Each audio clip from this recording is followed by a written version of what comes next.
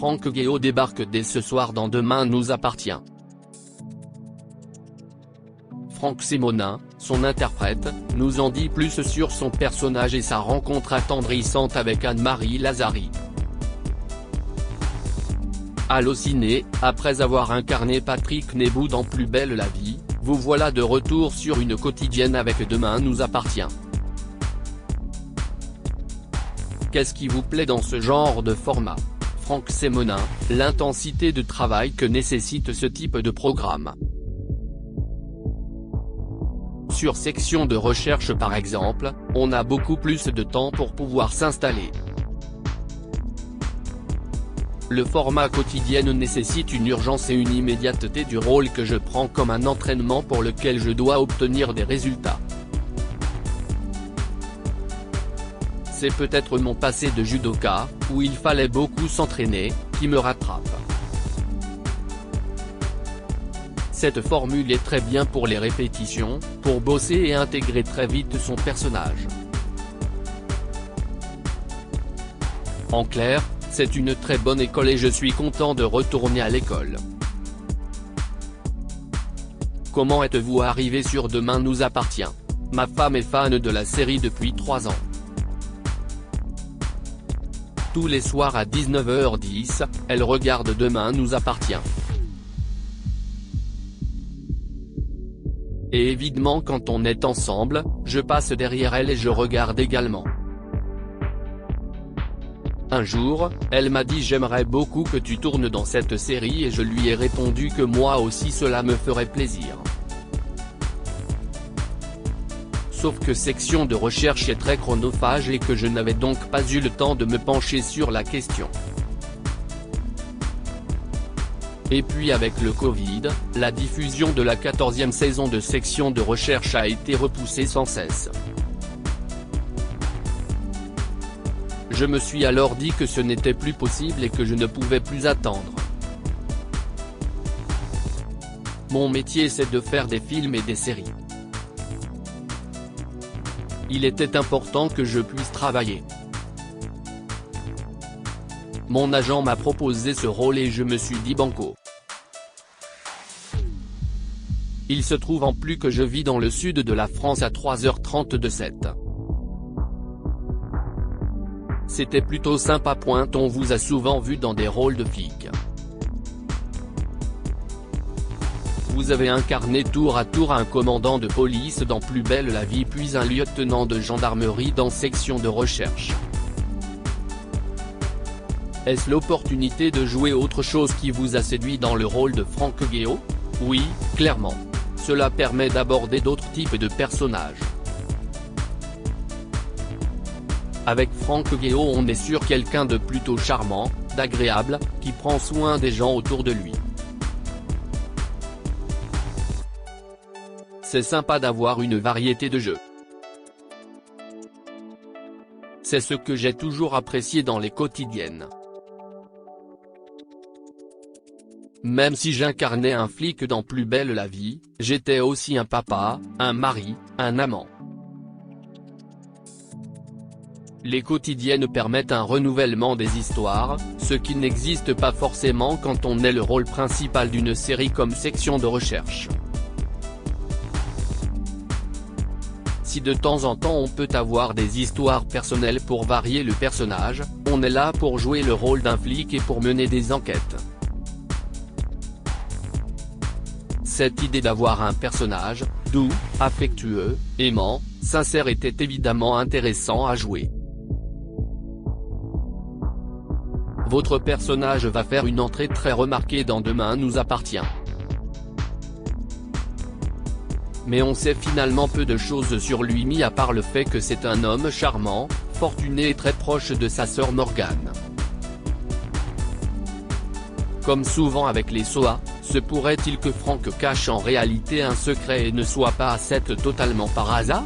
Il n'est pas là par hasard puisque sa sœur y vit mais il n'y a rien de tordu dans le fait qu'il soit à 7. Comme il en a un peu marre de bosser, il décide de se poser quelque temps à 7 et de rester avec sa sœur pour voir comment elle vit. Il cherche aussi à voir s'il a la possibilité non pas de changer de carrière mais de s'installer dans cette région. Peu après son arrivée, Franck croise la route à Anne-Marie Lazzari et déclare dès leur première rencontre qu'il la trouve très séduisante, ce qui ne semble pas la laisser insensible. Peut-on s'attendre à une romance entre eux? C'est tout l'attrait de ce personnage. Cette première rencontre va se passer en 3 étapes. En déjeunant au Spoon, il surprend d'abord une conversation entre une femme qui se plaint auprès d'un jeune homme d'être seul à son âge, de la difficulté de faire des rencontres et de se sentir transparente. Franck prête attention au mal-être de cette femme magnifique qu'est Véronique Jeannot et qui est finalement assez touchante dans sa définition de la solitude. Puis coup de théâtre, la serveuse se trompe de place ce qui permet de faire une petite entrée en matière de relation entre eux. Mais Franck Guéot ne sait pas qui est cette femme à cet instant. Lorsque la famille Lazzari arrive chez lui et qu'il découvre Anne-Marie, il se dit tiens quelle coïncidence. Il va tomber sous le charme de cette femme mais, en même temps, qui ne tomberait pas sous le charme de Véronique Jeannot? C'est fou parce qu'elle a gardé les yeux de Joël Mazar, rôle qu'elle tient dans la série Pause Café en 1981, note de la rédaction. Cette même bouille pétillante et cette voix qui part en l'air quand elle est heureuse. C'est incroyable. Moi, je ne suis pas sûr que passé un certain âge j'aurai encore le même œil rieur et la même voix fantastique qu'à mes 20 ans. Ce rapprochement ne sera sans doute pas vu d'un très bon œil par leur entourage? Justement, c'est là où les choses vont se compliquer dans cette relation. Ils ne vont pas se mettre en couple dans les jours qui arrivent évidemment mais il y a un rapprochement qui se fait. Sandrine, Juliette Tressanini, observe cela d'un très mauvais œil car elle voit un quarantenaire s'intéresser à sa mère qui a plus de 60 ans. Le type roule en Ferrari, loue une baraque sublime sur les bords de l'étang de Tao et fait des cadeaux à tout le monde. Sandrine se dit qu'il y a un truc qui cloche et se demande comment un mec comme lui peut s'intéresser à sa mère. D'ailleurs, Sandrine va s'opposer avec véhémence à cette relation en reprochant à sa mère de jouer les midinettes. De son côté, Anne-Marie lui dira qu'il ne se passe absolument rien mais que cet homme est charmant et qu'il lui fait du bien. Sandrine va donc se braquer contre Franck Guéot. On peut légitimement se poser la question de savoir si les intentions de Franck sont véritablement sincères envers Anne-Marie. Oui, il est sincère. Il est amoureux de cette femme. Je trouve que cela permet d'aborder un sujet qui n'est pas inintéressant. C'est-à-dire que très souvent, on regarde d'un œil malsain des mecs de 60 ans qui sont avec des petites midinettes de 20 ans mais l'inverse peut se vérifier. Il y a des complexes d'Oedipe qui sont parfois bien gérés. C'est un truc qui n'est pas malsain. C'est un rapport à l'affection, à la femme et à la représentation maternelle certainement.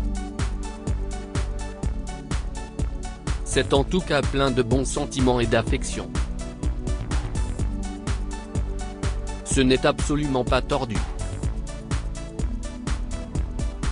Je crois aussi qu'à travers ce type de relation et ce qui est proposé dans cette quotidienne, l'idée est de dire que c'est la vie qui se déroule devant nos yeux. Ce sont des choses tout à fait possibles et envisageables.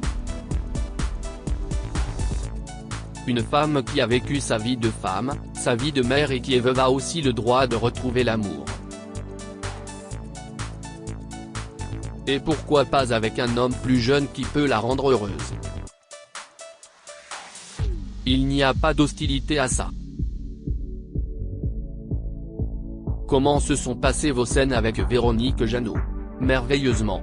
Dès notre première rencontre je lui ai déclaré mon amour et je lui ai dit que je réalisais un de mes fantasmes d'adolescent. Ça l'a beaucoup fait rire.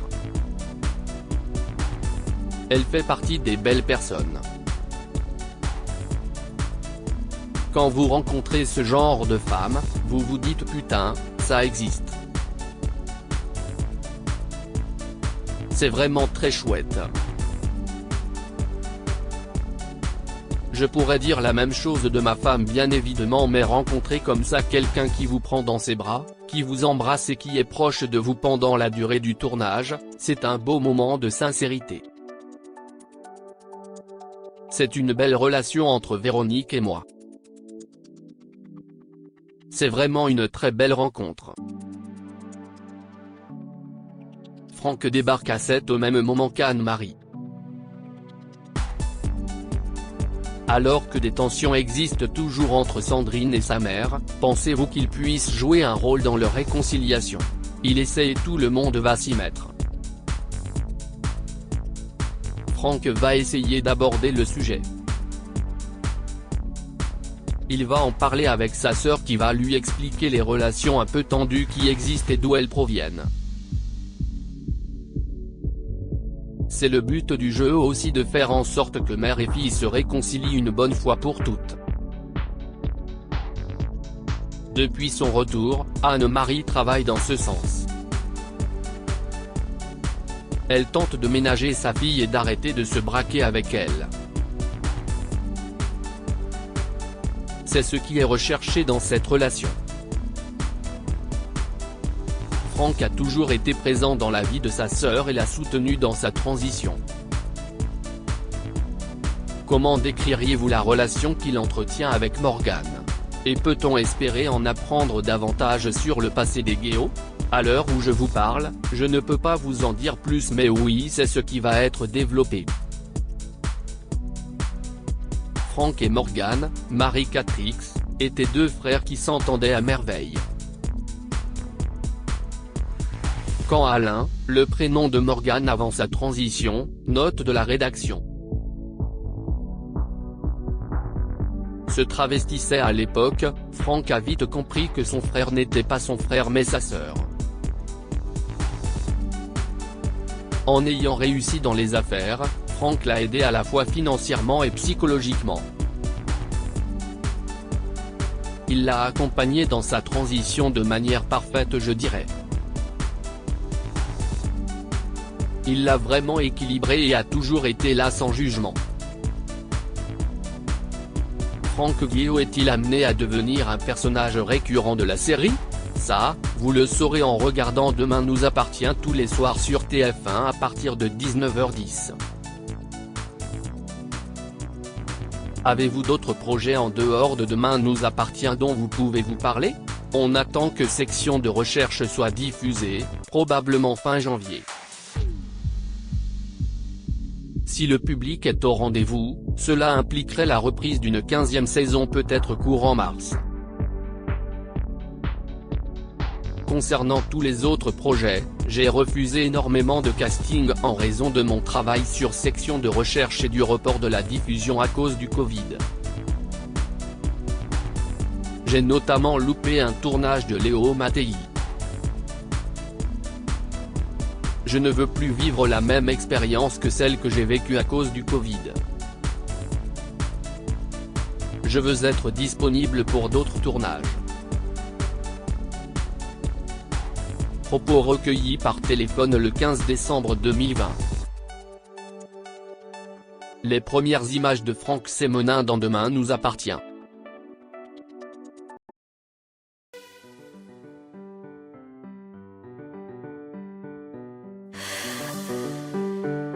나